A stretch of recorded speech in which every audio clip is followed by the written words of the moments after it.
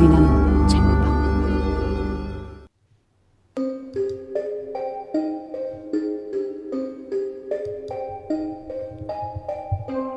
안녕하세요. 소리나는 책방 배 작가입니다.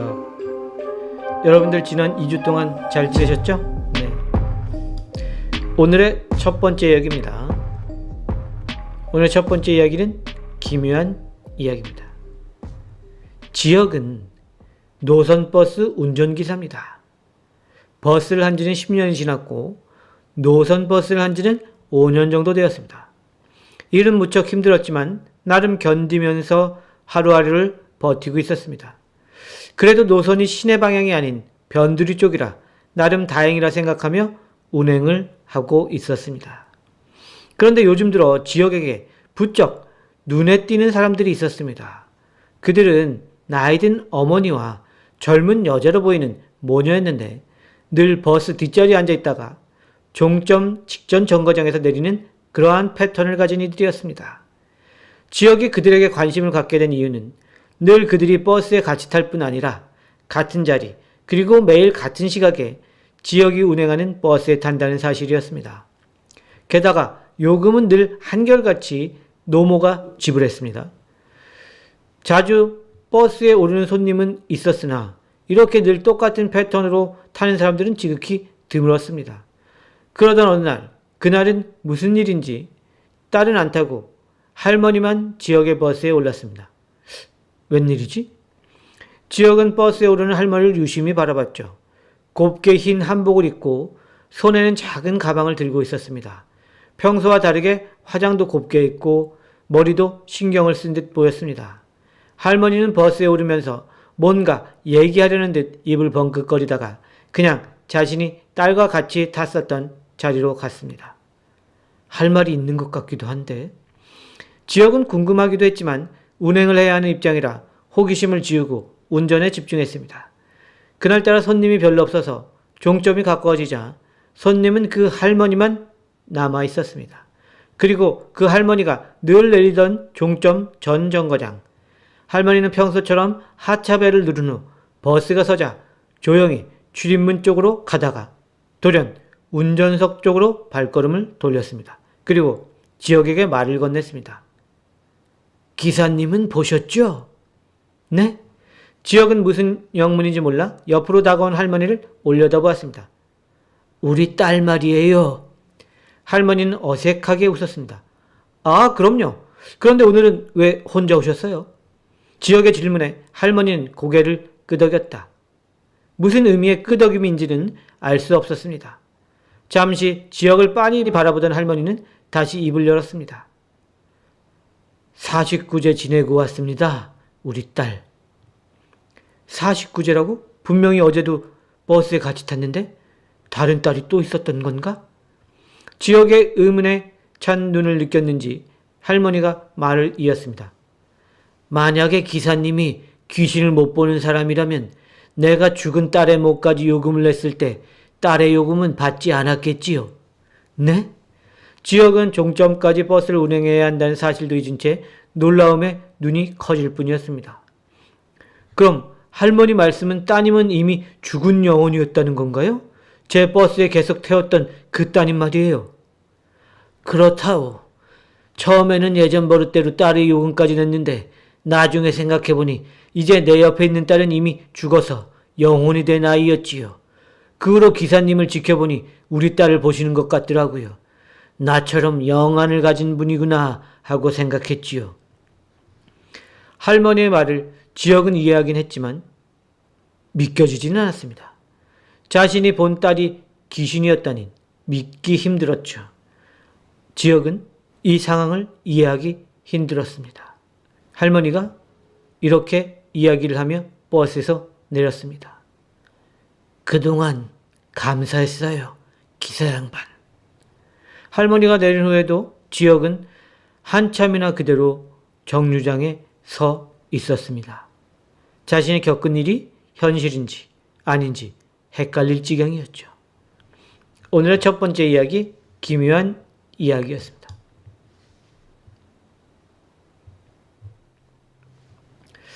자, 그러면 또 오늘의 두 번째 이야기 시작하겠습니다. 오늘의 두 번째 이야기는 무서운 이야기입니다. 10여 년 전 제가 시골로 여행 갔을 때 겪은 무서운 이야기입니다. 지금도 그렇지만 제 여행 스타일은 관광지나 유명한 곳을 탐방하는 것보다는 그저 여기저기 돌아다니는 것이었습니다.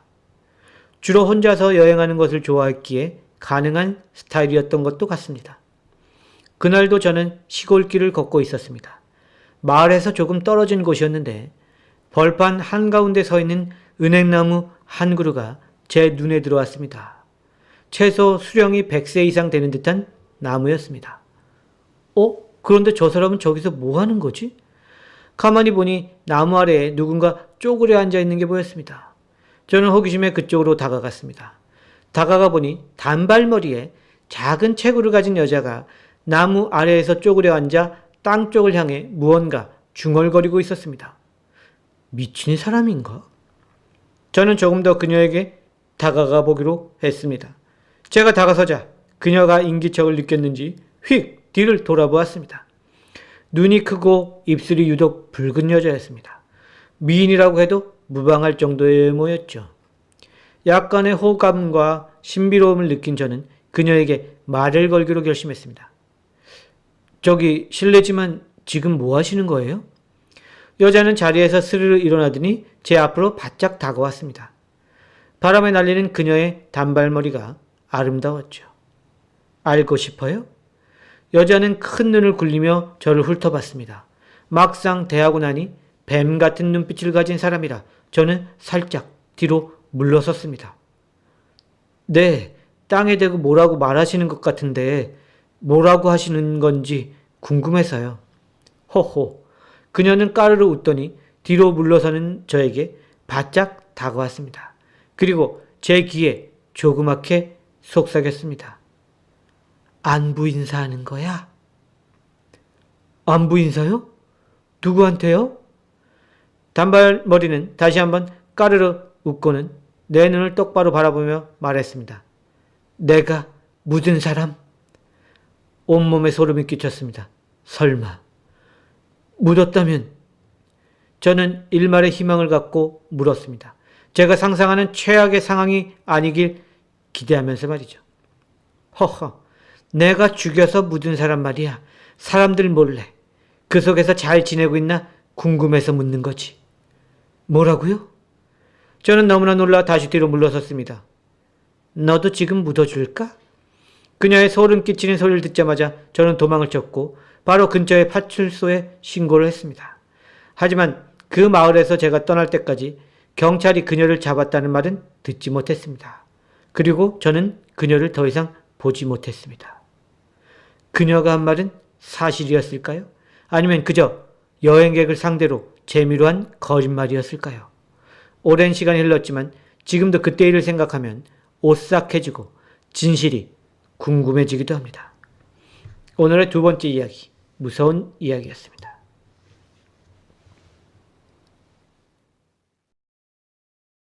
오늘의 세 번째 이야기는 기묘한 이야기입니다. 지금부터 시작하겠습니다.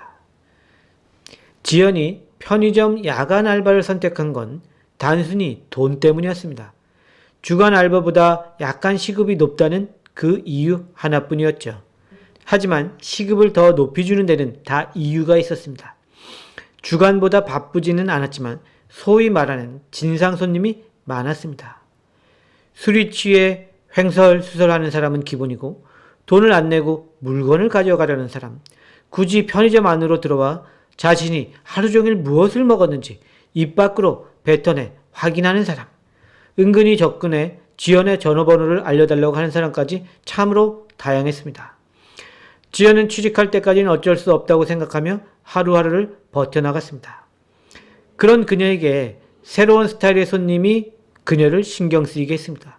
그 손님은 위아래 양복을 쫙 빼입고 서류 가방을 든 중년의 남자였는데 제법 매너 있어 보이는 사람이었습니다. 하지만 이 사람은 늘 밤 12시에 편의점에 들어와서 편의점 휴게 공간에서 2시간 정도 앉아있다가 가곤 했습니다. 문제는 아무 물건도 사지 않고 그냥 들어와서 사람들을 구경한다는 것이었습니다. 생긴 것이 험악하지 않아 다행이긴 했지만 일반 손님들 입장에서는 부담스러울 게 뻔했습니다. 몇 번인가 가서 그냥 앉아 계시면 안 됩니다 하고 말하려고 했지만 공교롭게도 그때마다 다른 손님들이 들어와서 이야기를 하지 못했습니다. 그렇게 여러 날을 보내고 이제는 진짜 가서 이야기해야지 하던 그날, 그 남자는 편의점에 들어오자마자 늘 앉던 휴게 공간으로 가지 않고 지연에게로 뚜벅뚜벅 다가왔습니다. 저기 조금 있으면 누군가 날 잡으러 올 겁니다. 그동안 감사했다는 말씀 드리고 싶어요. 그는 깍듯이 지연에게 인사했습니다. 그리고 무슨 일이 일어나든지 그냥 못 본 척 계세요. 갑자기 지연은 불안해졌죠. 아니, 그러전에도 제가 말씀을 드리려고 했는데 물건도 안 사고 휴게 공간에 앉아 계시면 다른 손님들이 불편해하세요. 밤이라 손님이 별로 없긴 하지만 다른 손님들의 자리를 빼앗는 행동이기도 하고요. 그래서 그동안 감사했다는 말씀 드리는 겁니다. 염치 없지만 마지막까지 부탁드립니다. 그가 다시 인사를 할 때쯤 갑자기 거센 바람이 편의점 안으로 휘몰아치더니 멀리서 천둥 소리 같은 게 들려왔습니다. 지금 오고 있습니다. 그들이. 남자는 긴장한 듯 소리쳤어요. 글쎄, 여기서 이상한 짓 하지 마시고. 지연의 말이 끝나기도 전에 그 남자가 말한 누군가, 그 미지의 존재들이, 정확히 말하면 저승사자들이 남자 앞에 나타났습니다. 키가 3m는 되어 보이고 눈이 부리부리하며 검은 옷을 입은 2명이었어요. 지연은 저승사자를 본 적이 없었지만 그들을 보자마자 단박에 그들이 저승사자임을 알 수 있었습니다. 망자 김경철은 감히 하늘의 뜻을 어기고 우리 사자들을 피해 다녔으니 그 죄는 염라국에서 크게 물으리라. 귀가 떨어질 듯한 소리를 낸 저승사자는 그 남자를 순식간에 낚아챈 채 편의점 벽을 통과해 사라져버렸습니다. 지연은 멍하니 그대로 서 있었습니다. 계산이요. 손님이 계산을 독촉하는 소리에 그녀는 정신을 차렸습니다. 아니, 그럼 그 양복 입은 남자가 귀신이었다는 거야? 내가 귀신을 본 거야? 게다가 저승사자까지? 지연은 놀라움에 정신이 반쯤 나가 편의점 일을 했고 결국 얼마 안 가서 그 편의점을 그만두기에 이르렀습니다. 무섭디 무서운 저승사자가 다시 나타날까 두려웠기 때문이었습니다. 오늘의 세 번째 이야기, 기묘한 이야기였습니다.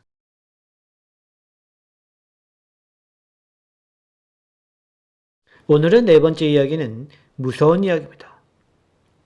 지금부터 시작하겠습니다.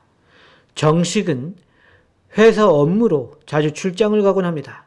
특히 회사 공장이 있는 바닷가 도시로 출장을 갑니다. 팀원들과 같이 갈 때도 있었지만 혼자 가는 적이 더 많았습니다. 공장에 내려가서 처리해야 할 일이 많을 때는 그곳에서 하룻밤 묵어야 했습니다. 보통은 제법 괜찮은 호텔에서 묵곤 했는데 이번 출장은 갑자기 잡힌 데다 시간도 없어서 평소에 가지 않던 변두리의 작은 호텔에 묵게 되었습니다. 방이 작아 답답했지만 그래도 멀리로 바다가 보여 견딜만 했습니다. 그리고 그래봐야 하룻밤 묵는 것이었습니다. 정식은 일을 마치고 공장 직원들과 회식까지 한 후 호텔로 돌아왔습니다. 그는 입고 있던 옷을 잠옷으로 갈아입고 욕실에 들어가서 대충 씻었습니다. 씻고 나와보니 밤 9시. 예의를 차리느라 회식 자리에서 술을 많이 먹어서 그런지 목이 말랐습니다. 평소 즐겨 먹던 스포츠 음료가 갑자기 마시고 싶어졌습니다. 정식은 근처 편의점으로 가기로 생각을 하고 옷걸이로 가서 바지를 찾았습니다. 하지만 그가 걸어놓았던 양복 바지는 옷걸이 어디에도 없었습니다. 분명히 걸어놓았는데 이상한 일이었습니다. 정식은 왠지 서늘한 기운을 몸으로 느끼며 주변을 살폈습니다. 좁은 방이라 금세 그는 바지를 찾을 수 있었습니다. 그런데 그가 바지를 찾은 곳이 참으로 기묘했습니다. 욕실 옆 벽에 붙어있는 용도를 알 수 없는 큰 못에 걸려 있었습니다. 그 못은 은색이었고 정식이 팔을 뻗어야 닿을 수 있는 높이였습니다. 게다가 바지는 거꾸로 매달려 있었습니다. 이상하네. 나는 분명히 옷걸이에 바지를 제대로 걸어 놓았는데. 정식은 고개를 좌우로 갸웃거리며 바지를 내리기 위해서 오른손을 뻗었습니다. 그의 오른손이 바지의 허리띠 부분에 닿는 순간 그는 갑자기 온몸이 마비되는 것 같은 느낌을 받았습니다. 그리고 그의 몸이 거꾸로 위로 솟구쳐 올라갔습니다. 다음날 호텔의 청소원은 체크아웃 시간이 되어도 아무 기척이 없는 정식의 방문을 비상열쇠로 열었습니다. 그리고 그녀는 바로 그 자리에서 실신하고 말았습니다. 청소원이 돌아오지 않자 이번에는 호텔의 다른 직원이 정식이 묵었던 방으로 달려갔습니다. 직원은 기절했던 청소원이 바닥에서 일어나며 가리킨 곳을 보고 기겁을 했습니다. 어젯밤 그 방에 묵었던 정식이 욕실 옆 큰 못에 거꾸로 매달려 죽어 있었던 것이었습니다. 정식의 다리는 그가 벗어났던 바지로 어설프게 거꾸로 들어가 있었고 그의 입에서는 피가 흐르고 있었습니다. 호텔 직원은 중얼거렸습니다. 여기 이 방 폐쇄하자고 사장님한테 다시 건의해야겠어. 못은 빼면 다시 생기고 벌써 3번째 손님이 죽어나갔으니 전에 이 방에서 사고로 죽어나간 그 손님의 귀신이라도 사는 건가? 휴. 직원은 핸드폰을 들어 사장한테 보고하고 경찰서에도 전화했습니다. 아무 영문도 모르고 죽어나간 정식의 거꾸로 매달린 눈이 슬퍼 보였습니다. 오늘의 4번째 이야기, 무서운 이야기였습니다.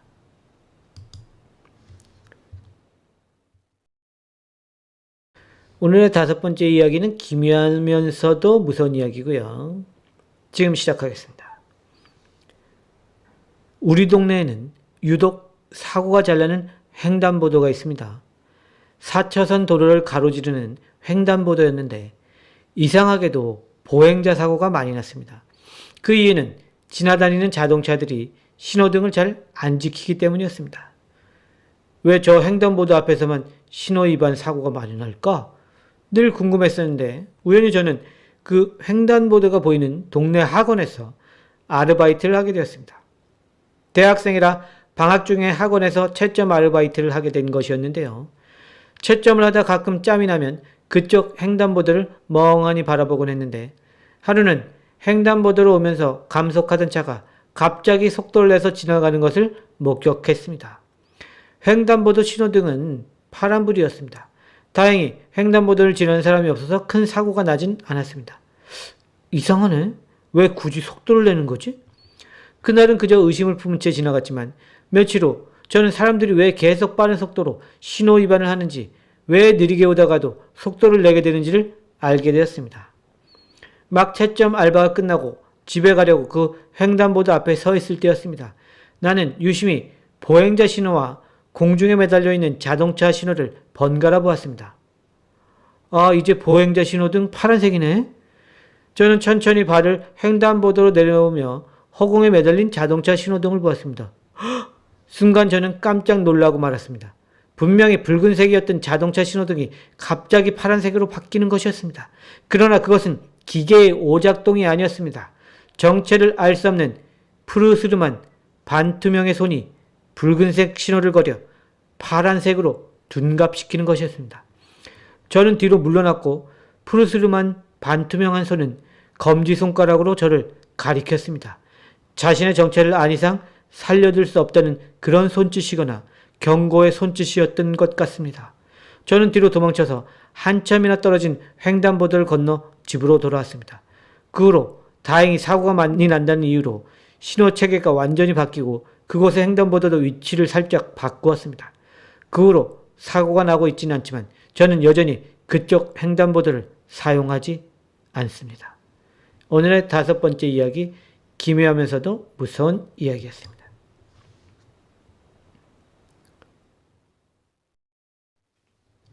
오늘의 마지막 이야기고요. 실화 사건입니다. 이번 이야기는 뉴욕의 한 레스토랑에서 벌어지는 기이한 일들입니다. One if by land, two if by sea라는 레스토랑인데요. 이것은 뉴욕 웨스트 빌리지에 위치해 있습니다. 굉장히 가게 이름이 특이합니다. 아무튼 굉장히 이 One if by land, two if by sea라는 이 레스토랑은 클래식한 분위기로 이름이 높은데요.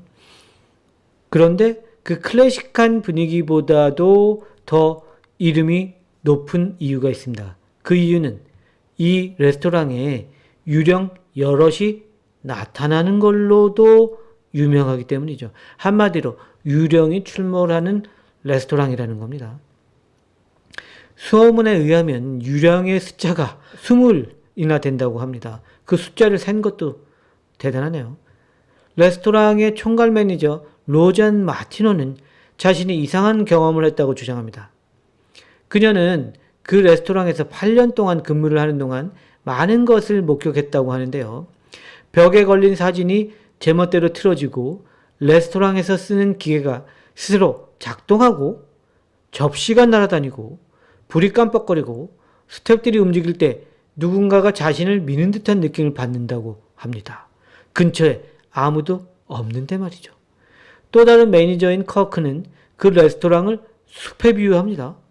본인 주변에 많은 생명체들이 있는데 나무에 가려 그것들을 다 볼 수 없는 숲 말이죠.